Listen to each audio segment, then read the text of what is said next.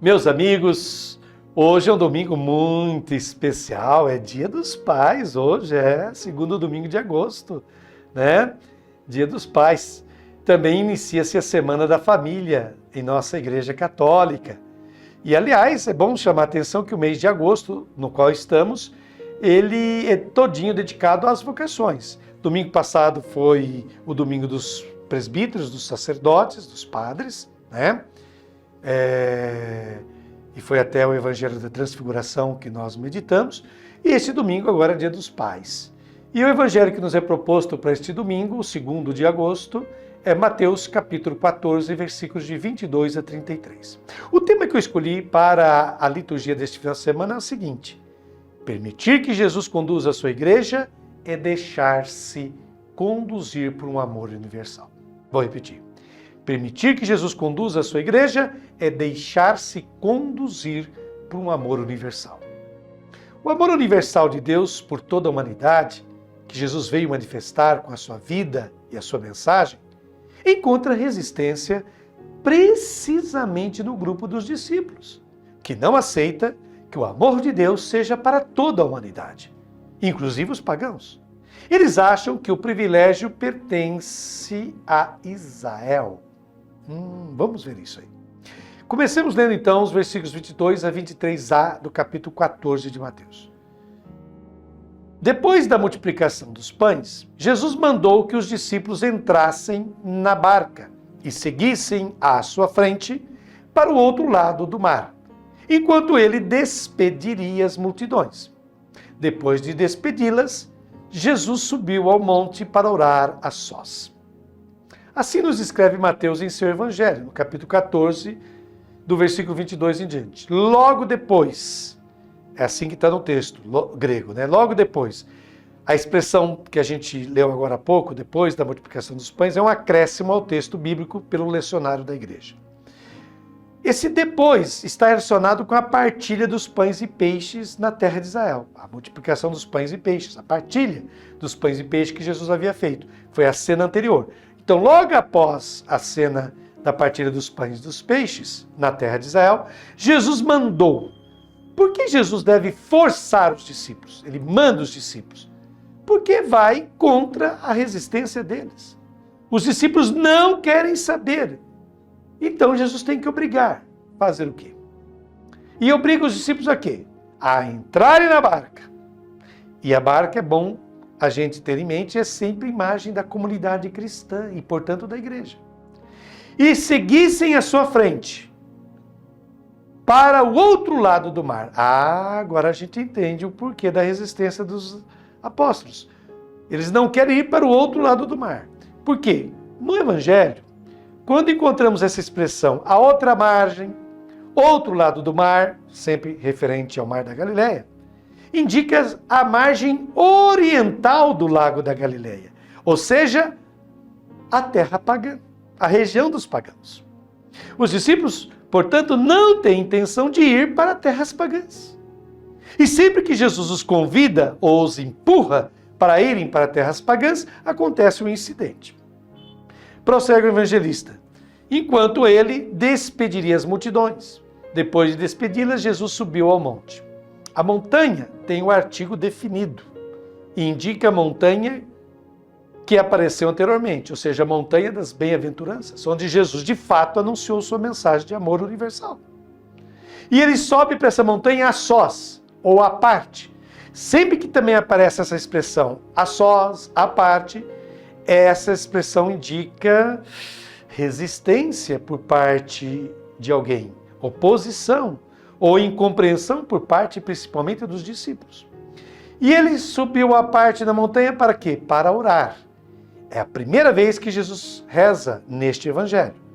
Jesus reza neste evangelho 2 vezes. Sempre em situações de dificuldade e perigo para os seus discípulos. Isso se dá aqui e no Getsemane, justamente na noite de sua condenação à morte. Prossigamos. Leremos agora o versículo 23b, a segunda parte do versículo 23, que diz assim: A noite chegou e Jesus continuava ali sozinho. A noite chegou. É estranho que o evangelista repita o que acabara de dizer alguns versículos antes, no versículo 15 deste mesmo capítulo. Por que o faz? Lá aparece ao entardecer, ao anoitecer. Em grego, essa expressão é opsias. É o mesmo termo que indica a última ceia de Jesus. Se formos lá em Mateus 26, versículo 20, vamos encontrar também ao anoitecer, ao entardecer. É que se dá a última ceia de Jesus. Portanto, este amor universal é o que Jesus manifestou com o dom de si mesmo, por toda a humanidade. E Jesus continuava ali, sozinho. Sabe-se que está sozinho, porque o evangelista já tinha dito, os discípulos não estão lá. Pegaram o barco e foram à frente. A multidão foi dispensada, mas o evangelista quer destacar, quer sublinhar a solidão não só física, mas espiritual de Jesus. Os discípulos o acompanham, mas não o seguem. Jesus, no fundo, está sozinho. Ele é acompanhado por muita gente, mas não seguido por muita gente. Continuemos. No versículo 24 do capítulo 14 de Mateus, lemos: a barca, porém, já longe da terra, era agitada pelas ondas, pois o vento era contrário. Este vento é a resistência dos discípulos ao convite de Jesus para ir para a terra pagã. Eles não querem saber disso. Não querem saber de levar esse amor universal à terra pagã, onde Jesus então repartirá os pães novamente. Lá se dá também uma partilha dos pães. Basta conferir Mateus capítulo 15, versículos de 29 a 39. Eles acham que isso deve ser e permanecer um privilégio de Israel. Por isso o vento estava contra. São os mesmos discípulos. Prossigamos, agora lendo os versículos de 25 a 27 do capítulo 14. Pelas 3 horas da manhã, Jesus veio até os discípulos andando sobre o mar. Quando os discípulos o avistaram, andando sobre o mar, ficaram apavorados e disseram, é um fantasma, e gritaram de medo. Jesus, porém, logo lhes disse, coragem, sou eu, não tenhais medo. Pelas 3 horas da manhã. O detalhe refere-se a um salmo, o Salmo 46, versículo 6, onde se indica que Deus ajuda os seres humanos ao amanhecer, enquanto ainda é madrugada. Diz, Jesus veio até os discípulos andando sobre o mar. Por que o evangelista nos escreve que Jesus caminha sobre o mar? Ora, o mar era a imagem do caos, do perigo, e só Deus poderia domá-lo. No livro de Jó aparece claramente isso no capítulo 38, versículo 16 de Jó. Deus é aquele que caminha sobre as ondas do mar. Assim, caminhar sobre o mar indica a manifestação da condição divina, da plenitude da condição divina por parte de Jesus. Se Jesus caminha sobre o mar e essa é uma atitude típica de Deus, então Jesus também é Deus. Quando os discípulos o avistaram, andando sobre o mar, então vendo, portanto, que Jesus assume a condição divina, ele está andando sobre o mar, ele assume essa condição divina, ficaram apavorados. Por que eles reagem assim? Porque a religião havia cavado um abismo entre Deus, considerado sempre distante, inacessível, e o ser humano. Era impensável, inimaginável que Deus pudesse se manifestar em um homem e que um homem pudesse ter a condição divina. Por isso, disseram, é um fantasma. Se recusam a acreditar que fosse um homem, dizem, é um fantasma. Então é impossível para eles que um homem também possa ser Deus. E gritaram de medo. Jesus, porém, logo lhes disse, coragem, sou eu. Jesus, com esta expressão, eu sou ou sou eu, que é a mesma resposta que Deus deu a Moisés no famoso episódio da sarça ardente, basta ir lá em Êxodo, capítulo 3, versículos 6 e versículo 14, reivindica a plenitude da condição divina. Eu sou, não tenhais medo. Né? Jesus reivindica que ele é de condição divina. Vejamos agora os versículos seguintes, 28 a 29a. Então Pedro lhe disse, Senhor, se és tu, manda-me ir ao teu encontro, caminhando sobre a água. E Jesus respondeu, vem. Então Pedro, esse discípulo, é apresentado apenas com um apelido negativo, que indica sua obstinação, sua teimosia, deixando assim claro que ele está fazendo algo que não está em harmonia com Jesus. O que Pedro faz? Ele fala para Jesus: Senhor, se és tu, atenção a essa expressão, se és tu, exatamente a mesma frase pronunciada pelo diabo no deserto, quando tenta Jesus, se tu és. Está lá em Mateus capítulo 4, no versículo 3 e no versículo 6. O diabo fala para Jesus antes de começar a tentar: se tu és, se és tu, né? O Messias, o Salvador, isso e aquilo. Né? Pedro faz o papel do Satanás tentador aqui. Tanto que mais tarde Jesus o repreenderá, chamando-o de Satanás. Diz Pedro: se és tu, manda-me ir ao teu encontro, caminhando sobre a água. Pedro também quer a condição divina para si. E Jesus respondeu: vem. E com isso, Jesus admite que a condição divina não é exclusiva dele, mas está à disposição de todos os que acolhem essa condição divina. Prossigamos. Vamos ler agora o versículo 29b ao 31. Pedro desceu da barca e começou a andar sobre a água, em direção a Jesus. Mas, quando sentiu o vento, ficou com medo. E começando a afundar, gritou: Senhor, salva-me! Jesus logo estendeu a mão, segurou Pedro e lhe disse: Homem fraco da fé, por que duvidaste? Então o evangelista diz que Pedro ficou com medo e começou a afundar. Por que nos diz esta expressão começou a afundar? Ora, devemos recordar que Jesus, na conclusão do Sermão da Montanha, que ocupou os capítulos 5, 6 e 7 de Mateus, na conclusão, então, desse Sermão da Montanha, onde ele havia anunciado esse amor universal de Deus pela humanidade, Jesus havia falado sobre uma casa construída sobre areia, que vindo ventos furiosos e águas, a casa desabou. Está lá em Mateus capítulo 7, 26 a 27. Isso porque as palavras de Jesus não haviam se enraizado na pessoa. Eis que esta é a figura de Pedro. Por isso ele afunda. As palavras de Jesus não moram dentro dele. Ele não confia nas palavras de Jesus. Ele gritou: Senhor, salva-me! Jesus logo estendeu a mão, segurou Pedro. É interessante que Jesus havia chamado Simão, Pedro, para ser pescador de homens. E, em vez disso, é ele quem deve ser pescado aqui. É Jesus quem pesca Pedro de volta da sua agonia, do seu medo. E Jesus lhe diz: homem fraco na fé. É a segunda vez que Jesus tem que repreender, por falta de fé, seus discípulos. E ele ainda pergunta: por que duvidaste?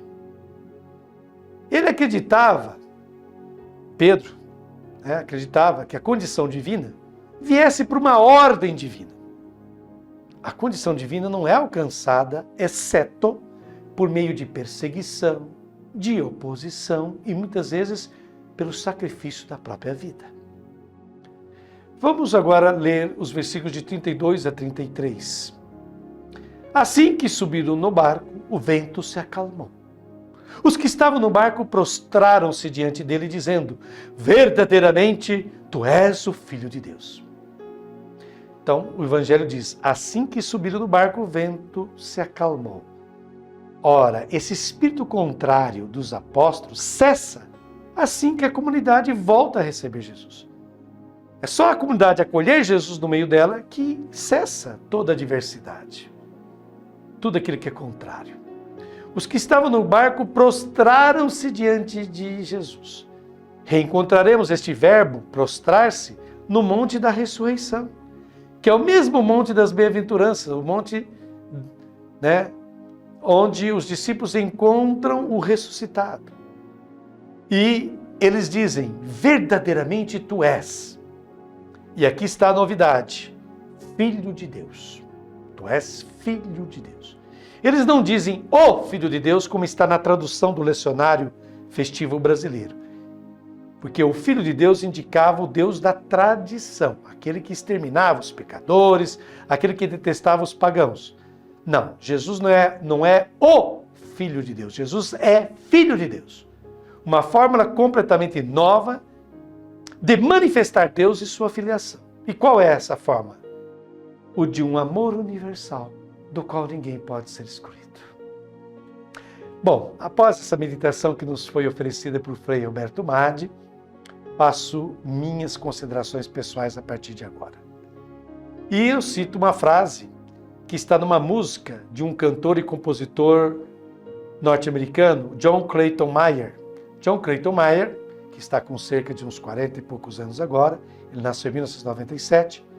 Esse cantor, compositor, guitarrista norte-americano, em uma música dele, ele tem uma frase muito interessante que eu pesquei porque acho que ela diz muito nesse contexto, né, de Jesus caminhando sobre as águas e da incompreensão dos seus discípulos. Diz um trecho da música de John Clayton Myers: eles amam te dizer, fique dentro dos limites, mas existe algo melhor do outro lado. Eles amam te dizer, fique dentro dos limites, mas existe algo melhor do outro lado. É forçoso e triste ao mesmo tempo admitir que muito das crises e dificuldades pelas quais a igreja, a Barca de Jesus, passa nos tempos atuais, tem sua origem no interior da própria igreja. Sim, essa é a mais pura verdade. Assim como os discípulos, no tempo de Jesus, resistiam à proposta de uma salvação, de um amor que fossem destinados a todos, judeus e não judeus, do mesmo modo, a igreja resiste nos tempos atuais a admitir que sua crise, seus problemas, advêm, em grande parte, de sua mediocridade e medo internos. Contentamo-nos com uma igreja que não evangeliza de verdade, mas somente sobrevive graças às devoções populares e à forte sacramentalização promovida desde há muito tempo. É mais fácil viver de rituais, de cultos, de práticas tradicionais e simplistas do que buscar anunciar o Cristo que os evangelistas nos revelam. Afinal, existe somente um modo de falar de Deus, é falando de seu Filho. Pois conhecermos e compreendermos o ser mesmo de Deus nos é impossível. E como Deus não é uma ideia, não é um conceito, um objeto mental criado por nós, pois Ele em muito nos ultrapassa e nos supera, Ele é fato, Ele é existência. Deus é aquilo que é, como está dito em Êxodo, capítulo 3, versículo 14. Não lhe restou outra alternativa a não ser encarnar-se em um ser humano, no caso Jesus, o Nazareno. Deus se humaniza a fim de tornar-se reconhecível em Jesus. Isso é fundamental para a nossa fé e para a nossa vivência cristã. Portanto, somente seguindo Jesus, estando com Jesus, ouvindo e obedecendo Jesus, poderemos aprender o que Deus é para nós. E os seus primeiros discípulos reconheceram que Deus é para nós Filho de Deus, conforme professam ao final do Evangelho de hoje. Verdadeiramente, tu és o Filho de Deus, como está lá em Mateus capítulo 14, versículo 33. Eles chegaram a essa conclusão após experimentarem em si mesmos que, abre aspas, em Jesus aprendemos que Deus nos busca na noite quando nos sentimos assustados, quando temos medo, quando nos vemos desamparados e perdidos. É Deus que se faz presente no amigo que nos ajuda, na situação desesperadora da qual saímos, na bondade das pessoas boas que nos ajudam, como nos explica José Maria Castillo, teólogo espanhol.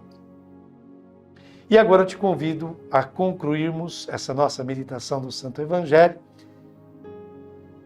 com uma oração, que já vai aparecer aí na sua tela. Senhor Jesus, às vezes nos enchemos de entusiasmo e esquecemos que Tu és a fonte da nossa alegria. Nos momentos de tristeza não Te procuramos nem queremos a Tua intervenção miraculosa. Agora, sabemos que Tu nunca nos abandonas, que não precisamos ter medo. A oração também é a nossa força. Aumenta a nossa fé.